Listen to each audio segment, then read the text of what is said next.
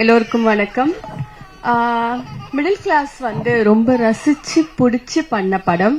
அதுக்கு காரணம் அதோட கதை அண்ட் கதைக்குள்ள ரொம்ப ஸ்ட்ராங்கா உட்கார்ந்துருக்கிற அன்புராணின்னு சொல்லுவேன்.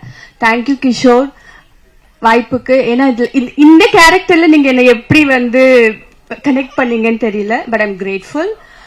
பிகாஸ் விஜய்க்கும் அன்புராணிக்கும் ரொம்ப கான்ட்ராஸ்ட், ரொம்ப தூரம். அது ஆனா வந்து நம்ம இல்லாத ஒரு விஷயமா மாறி நம்ம பார்க்காத ஒரு வாழ்க்கைய வாழ்ந்து அதை ஸ்கிரீன்ல பாக்குறது தான் பெரிய ஹை. அண்ட் அது இந்த படம் எனக்கு கொடுத்திருக்கு.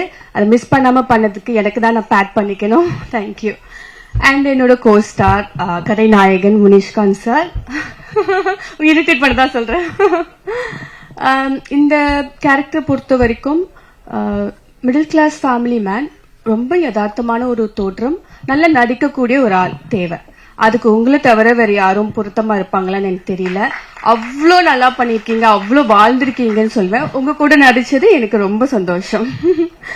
அண்ட் காஸ்ட் அண்ட் க்ரூ, இந்த படத்துல சம்பந்தப்பட்ட எல்லாருமே அவங்களோட பார்ட்டை பெஸ்டா பண்ணிருக்காங்க. அதனாலதான் வந்து we have a winner here. So அவங்க எல்லாருக்குமே ரொம்ப வாழ்த்துக்கள். அண்ட் அஃப்கோர்ஸ் நாங்க நினைச்சதை விட சிறப்பா படம் வந்திருக்கு. சிறப்பான இடத்துல வந்து இப்போ இருக்கு. இதுக்கு எல்லாத்துக்குமே வந்து எங்க ப்ரொடியூசர் திலீப் பாபு சாரோட பிளெஸிங்ஸ் தான் காரணம்னு நான் ரொம்ப நம்புறேன். அண்ட் அவர் விட்ட இடத்துல இருந்து அதே பேஷனோட அதே வந்து அந்த லெகசியை வந்து முன்ன எடுத்துட்டு போற தேவன் துரைக்கு என்னுடைய வாழ்த்துக்கள். இன்னும் பெரிய இடத்துக்கு நீங்க போகணும்.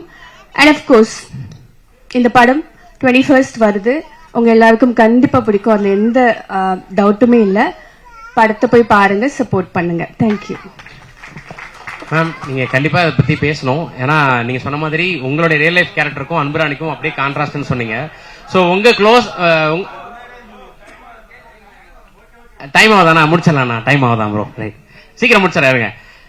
சோ உங்களுடைய லைஃப்ல இருந்து நீங்க பாக்கும்போது அன்புராணி ஏதோ ஒரு வகையிலயாவது உங்களுக்கு பரிச்சயமா இருந்திருக்கும். அந்த ஆஸ்பெக்ட்ல இருந்து ஏதாவது ஷேர் பண்ணலாம்? பரிச்சயம்னா நிறைய பாத்திருக்கோம். பக்கத்துல சண்டை வந்துச்சுன்னா வந்து போய் பாப்போம் என்ன சண்டை போடுறாங்கன்னு. அங்க அன்புராணி இருப்பாங்க, அங்க பார்த்து பேசலாம். சோ அந்த மாதிரி நிறைய பார்த்து வளர்ந்த ஒரு கேரக்டர் தான் அது. எல்லாருமே பாத்திருப்பீங்க, உங்க வீட்டுல பாத்திருப்பீங்க, பக்கத்து வீட்டுல பாத்திருப்பீங்க, இல்ல உங்களுக்குள்ளேயே பாத்திருப்பீங்க.